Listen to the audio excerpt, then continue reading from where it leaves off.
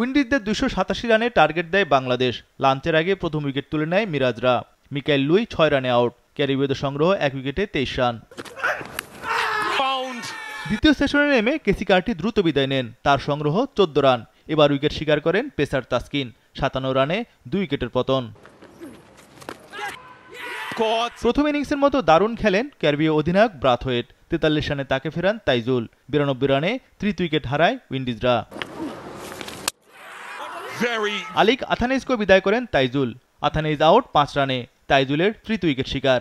চা বিরতি পর্যন্ত সংগ্রহ 4 উইকেটে 133 রান। 50 করে প্রতিরোধ করেন কাবিম হজ।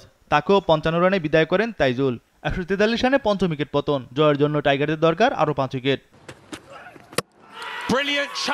156 রানে ওয়েস্ট ইন্ডিজ হারায় ষষ্ঠ উইকেট। জাস্টিন রেপস আউট 20 রানে। তাসকিনের দ্বিতীয় উইকেট শিকার। ম্যাচের নিয়ন্ত্রণে বাংলাদেশ দল। জোশুয়া সিলভাকে আউট করে 5 উইকেট শিকার করেন তাইজুল। টেস্ট ক্যারিয়ারে এটি বাঁহাতি স্পিনারের 15তম 5 উইকেট আর ক্যারিবীয় দ্বীপপুঞ্জে দ্বিতীয়বার। টেলেন্ডারে কোনো প্রতিরোধ করতে পারেনি ওয়েস্ট ইন্ডিজ। আলজারি জোসেফের বিদায়ে 174 রানে 8 উইকেটের পতন। হাসান মাহমুদের উইকেট শিকার। বসুন্ধরা ডায়াপেন্ট এখন আরো উন্নত। এই hot air through top sheet দ্রুত শোষণ করে সোনামণিকে দেয় কোমল অনুভূতি। একই ওভারে কেমার রোচকেও বিদায় করেন হাসান মাহমুদ। 175 রানে নবম উইকেটের পতন। বিশাল জয়ের হাতছানি বাংলাদেশের সামনে। শেষ পর্যন্ত দ্বিতীয় ইনিংসে ওয়েস্ট ইন্ডিজ অল আউট 185 রানে। 101 রানের ঐতিহাসিক জয় পায় বাংলাদেশ। 15 বছর পর ক্যারিবীয় দ্বীপে টাইগারদের টেস্ট জয়। বাংলাদেশ সিরিজ শেষ করলো 1-1 সমতায়। 2024 সালটা টেস্টের জন্য স্মরণীয় রাখলো তারা। একই বছরে বিদেশের মাটিতে 3টে টেস্ট জয়ের রেকর্ড টাইগারদের।